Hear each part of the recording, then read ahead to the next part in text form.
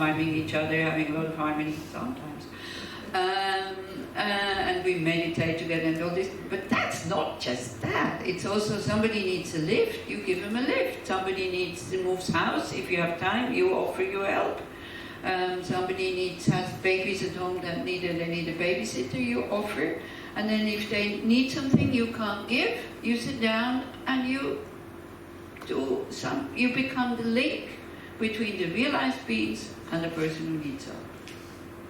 And it works really well in Israel. I mean, you are really amazing, you guys, because I saw it with Hagit. You know, when the notice came that she has cancer and she was pregnant and she had cancer at the same time. So everybody immediately, they go. I had arrived, I think the same day that I arrived, we said, let's do Medicine Buddha Puja. And so many people came. You know, it was a Saturday, it was hot, it was very short notice, it was in Ronnie's house, I still remember. And so many people came, and they came happily. Yeah, not, oh, I have to go and pray for Haki. Because we feel so useless at those moments, and then we feel bad. So then at least we can let go and we can do something. And then we feel better, and then also we become a better help. Because when you don't feel good, you can't help, you know, you are useless. You're tense and feel guilty, your attention is on you, oh, I can't help, and blah, blah, and all this, and total self-concern. But like this, then at least you do something. And I see it also, we do it for yourself is, we don't have enough self-concern to do it for ourselves. So we see the kind of the beauty of doing it for others, and then maybe we also do it for ourselves when we need it next time. Yeah, not just for others. But it seems that the doing it for others seems to be much more joyful and much more genuine or much more easy to do, which is not right actually. Okay? Because if you lack self-concern for you to go in the right direction, we are very selfish, but I'm not talking about this. I'm talking about this self-compassion, being able to look after yourself. If that is lacking, then you can't really look after others also. So you deserve to be happy. It's okay. Don't think, oh, I don't deserve it because I'm a bad person. It doesn't help anybody if you think like this. You actually become a very harmful person. Why? Why are these guilty people around us? Why do they become harmful?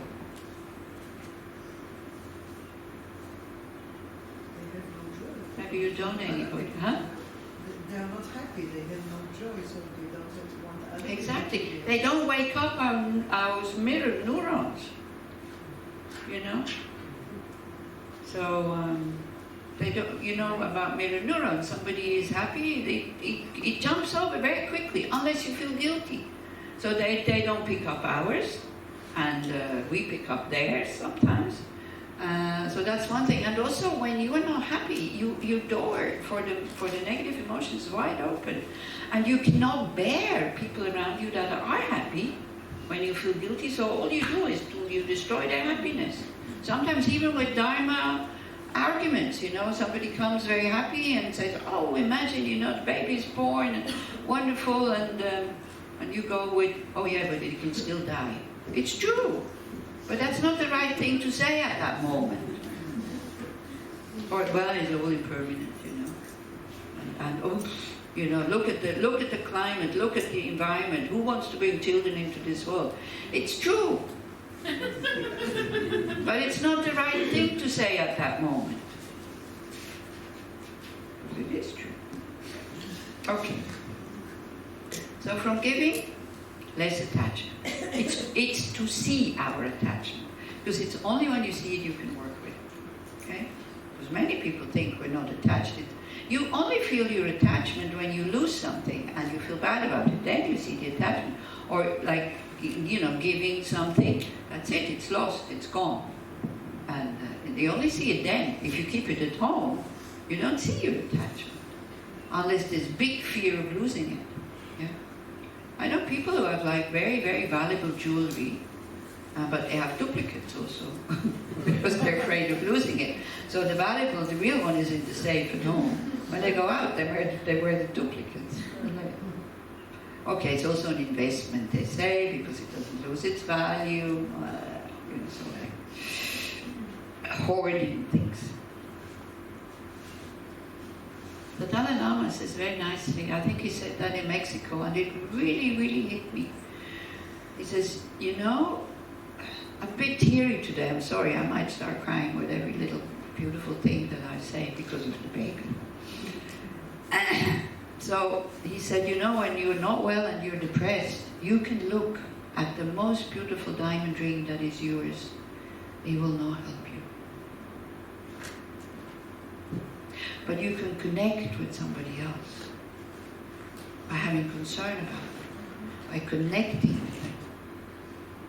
And that might help, he said. He didn't say it helps, but he said that the diamond ring, no matter how valuable it is, when you're really not well, when you're well, yeah, of course, you know, I had a Rolex watch. I don't know how many times I looked at it, not to look how much to look how much it was, its value, to like, wow, I got Rolex watch. Yeah, it lasts, I don't know, 3 months, 6 months.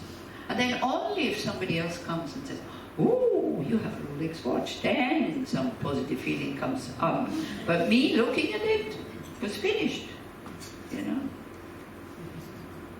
But it was good to have a Rolex watch, I tell you. So again, it's not good to have these things. Because when I became a nun, of course I can't walk around as a nun with a Rolex watch. But I gave it to somebody who needed money, so I said, you can sell it and then keep the money. If I wouldn't have had it, I don't know if I would have given her $3,000.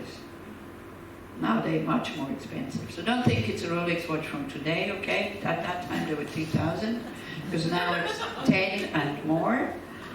If I would have kept it, maybe then also, yeah, but no, I gave it away very happily.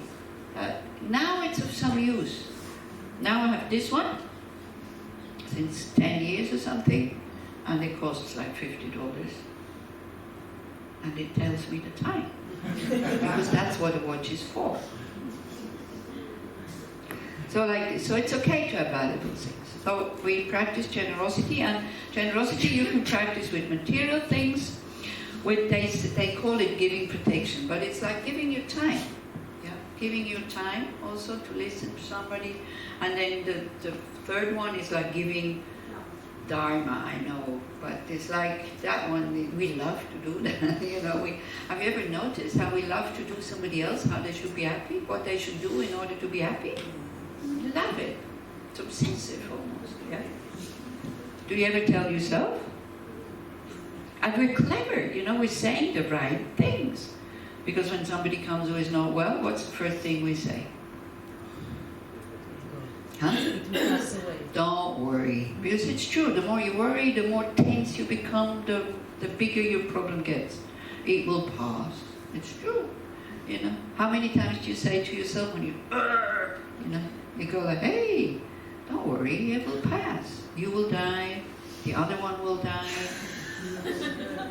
You know, in 100 years, who cares about what is happening right now? This is you use when you practice patience. Yeah, you think, you know, like, you think about you and the other person in 100 years from now. That's Thich Nhat Hanh's advice. Then, you know, some things seem so big now, it's like, oh. So like that. So you can give your time, you can give Dharma, but as I said, be careful. Only if they want it. Yeah, when somebody asks, then we can give advice. If they don't ask, but they complain, or like, you know, complain's not a nice word, but they tell you what's going on with them, the generosity is to listen, not to talk. That's so difficult. That is so difficult. We did like some kind of workshop in Bern, where people had to tell a difficult situation to the other one person 5 times, the same thing, and you were not allowed to say anything. Just tell me what happened to you that's really like kind of bothering you. You listen, and then at the end you say thank you. Then you switch. You can feel how you know, and some people didn't succeed. They didn't succeed to shut up. It went into like discussion. Yeah. So one practice of generosity is to listen with an open ear and an open heart, not jumping in and telling them what they should do. We think that's the compassionate act. No. Listening is so powerful when somebody listens to you, you know. So powerful, so difficult to do. So that's generosity, so less attachment. Then what's the next one is ethics. So why do we practice ethics? And we come to that today, what ethics is.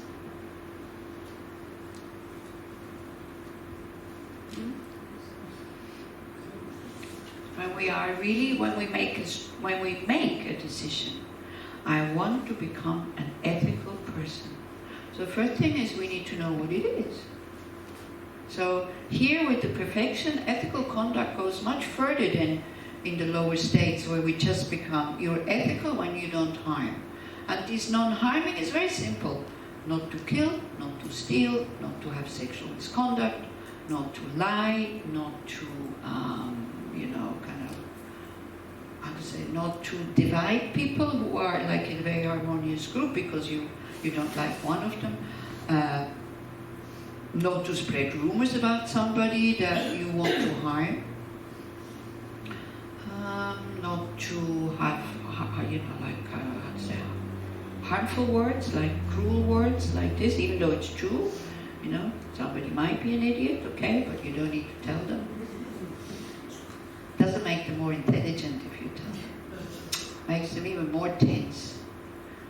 And if you think you're so bloody smart, excuse me, so intelligent, intelligence is absolutely no guarantee for a good heart. It's no guarantee. How many people use their intelligence to exploit others? Huh?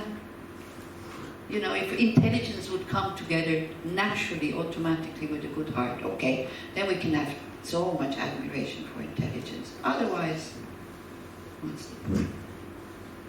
What's the point? Yeah. Okay, so not to spread rumors, even if it's true, and because you want to harm. Then not to gossip and no harmful words. Then the tree of the mind, we check when we start to feel jealous. We check when we start to feel, rejoicing when they're not so well, or when something criticizes them, that we're very happy. So we're catching that, and then the wrong views. So these are like from the lowest level of ethical behavior. If you can abstain from these actions as much as possible, then you become an ethical person, meaning a harmless person. Would you like to be harmless? People won't respect you so much anymore because, you're so harmless. But although, even though they like to be surrounded by harmless people, nobody likes to be surrounded by harmful people. But then when you become harmless, they think you're naive. So again, it's like full of contradictions now in our world. So it's good to say, I want to be a harmless person. I don't want to disturb anybody's peace of mind. Yeah, but sometimes you do, even though it's not your intention. I walk around like this in Switzerland, I disturb people's peace of mind, And then what I can do, I can generate compassion for them. And learn also to deal with it without getting angry, now this whole thing about these, dividing into groups, everybody feels attacked, like there's anti-Semitism, anti-Buddhism, anti-this, and anti-religious, and anti-atheism, and there's too much anti in the world. Yeah, so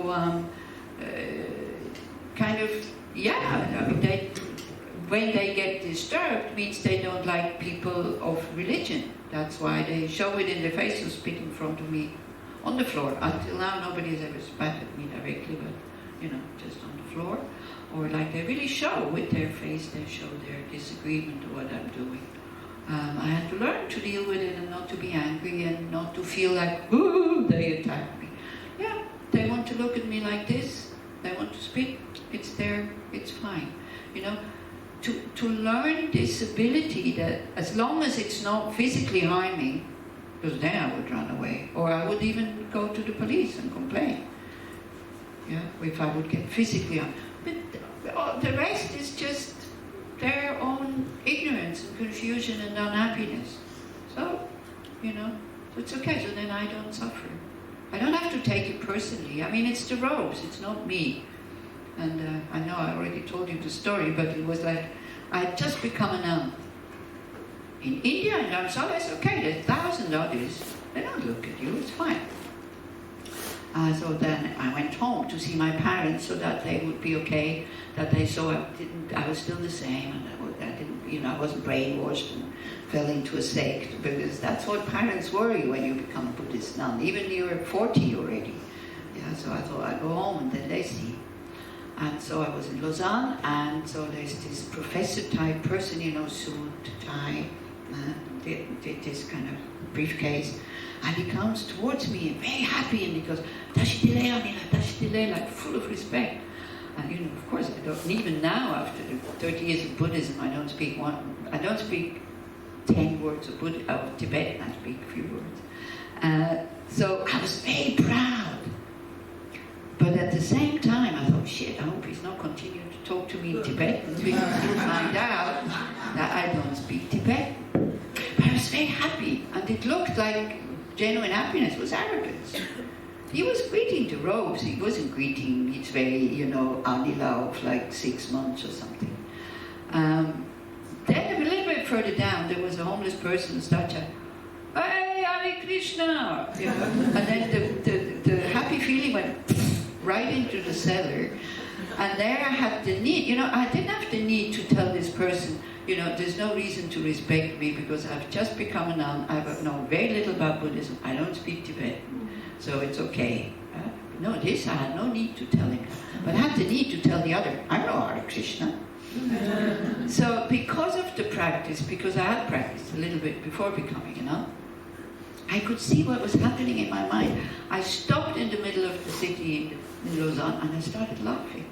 I thought, look how stupid you are. What are these reactions?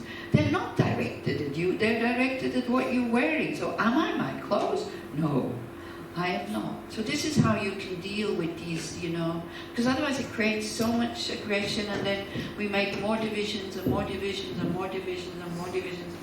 And it's no good to make these divisions, really. I'm not saying anti-Semitism does not exist in the world, it does exist. But at the same time also anti-religism or anti-richism or anti-intellectualism or anti-whatever. There's too many antis in the world. Yeah? Do you see what I mean? Yeah. The moment we are anti-something, we're having a problem, because then we create a split, me and them. Yeah? And then we don't see them as the same anymore. Human beings, or even animals also, beings who want to have happiness and who don't want to suffer. So through ethics we become more mindful, because we have to be mindful what is going on we have to see what arises, what the motivation is. And that is what mindfulness is for. When somebody decides to become an ethical person, then you know that you have to train mindfulness. You have to have this ability that the mind, yes, is outside, but some part of it is inside, knowing what is going on. And then with awareness, it's these two factors. The awareness, sometimes you call it introspection or whatever, is to adjust when you see that it's not going in the right direction. So choose mindfulness and awareness. These two things, they work together. The mindfulness sees, or the mindfulness actually means memory. So the mindfulness remembers that you want to be an ethical person, because we forget. When the situation starts to get tight and being ethical is not comfortable, we forget our intention. And then we feel very good about being ethical when it's easy. Being ethical is difficult. It's hard. It's effort. And we were discussing it in the car this morning. And I said, I'm not sure, many people do not believe in karma. Many people do not believe in a God, where there would be consequences of those unethical behavior. I wonder if but they're ethical. But I wonder if their ethical behavior would still hold when it starts to become very difficult, and they would have to give up something that they are, that they need or that they're very attached to. I wonder. I'm not sure. I doubt very much that it still holds when it becomes expensive, And you know, when there's no consequences in the past or in the future from their unethical behavior. This is why ethical behavior for a religious person is like essential. Otherwise you can't call yourself a religious person. And I'm not saying being able to do it, but I mean saying to train, to put effort into it, so that at whatever cost you keep your ethical behavior. And not just religious people, spiritual practitioners. That lies at the root, that's the basis for your practice. And so the purpose of all these, or the purpose of mindfulness is to check when the mind is going into a negative state, and then you can adjust. It's your choice. Nobody can tell you you have to be ethical. You must, you're not allowed to do this. That doesn't work. We see that it doesn't work. But if you make your own decision, as much as I can, I will at first not harming others. Then creating virtues. This is now the sixth perfection, ethical conduct. Creating merit, creating positive energy, so that when I want to help others, I have the skills and I have the energy to do this. So these are the kind of the three kinds of ethical behavior for when you say I'm practicing the six perfections. Not the normal kind of worldly or whatever ethical behavior, but the ethical behavior of somebody on the path to enlightenment, of a bodhisattva. Bodhisattva is somebody who says, I have this wish to help others. I understand I cannot do it now because I can't even help myself when I'm not well. So I need to attain full enlightenment. I need to get out of this continuous, uncontrolled rebirth again and again and again and again and again. Again, for those who are new, Buddhism does believe in rebirth. Me too. I'm not claiming it's absolute truth. I don't know. But for me it fits. If it doesn't fit for you, for me it's fine. We don't need to argue about this. Yeah? Because the thing about rebirth, the thing about I have to come back to this world if I'm reborn as a human, makes me take care of the environment. The same way, when you leave your house and you go on a 3-week holiday, what do you do with the garbage? Obvious, no? You take it out. Why? Because you have to come back to the same place. When you are in a hotel, most of the group here, they also take it out, because I keep telling them, because otherwise they might be, if you leave your room in a total mess in a hotel because you pay, but you know the woman or the man who comes to clean it, they're not getting much of what you pay. You know, if you don't clean it, you might be reborn as a cleaning woman in a hotel. Or a cleaning man. It's not a joke, and I tell you, it's not a nice job. In the big hotels, they are timed how much time they spend. They have like, I think, 11 minutes to change sheets, towels, and clean. That's why they don't change the sheets. Yeah, I understand, because otherwise they lose their job, you know. So take off the sheets, then you have a guarantee that they are being changed, not for you, but for the next one. And you create a karma that you get clean sheets. This is how karma works. No, it's not. That was a joke, okay? It's not like one-to-one like this. But try to make their job really easy, because they have very, very, very little time. And somebody's timing them. I know, because I know one of them. So, maybe not all the hotels, but definitely the big ones. Yeah, so, how did we get to that? How did we get to the hotel cleaning woman with the ethical conduct? Anyway, so coming back to ethical conduct, maybe it comes back to me. This is why I'm saying my memory and brain is, yeah. I'm not doing it, The garbage, thank you very much. So why do you not take out the garbage in the hotel? Because you don't have to come back there. Somebody else has to do it. You know, when I see at open-air concerts in Switzerland, they leave their tents, their shoes, of course the empty bottles and everything, so they were to interview them. Why do you do it? And then they say, well, somebody else will clean it up. Young people. you know. Swiss people. Shocking. And it's like, I don't know, should I tell you or not? I do like Israel, and I do like Jewish people. When I came over, the plane was filled, 80%, religious young couples with at least 2 or 3 children each couple. You can maybe imagine how the plane looked when they left. I didn't get upset, the crew didn't get upset. The Israeli woman who was not religious beside me, she got so upset. You know, the noise, the balagan, the non-consideration of the crew, the kids were running around while they were in the service, you know, not sitting down while landing. These kind of things, you know. It's like, so I said to the crew when I went, I said, wow, you're really patient.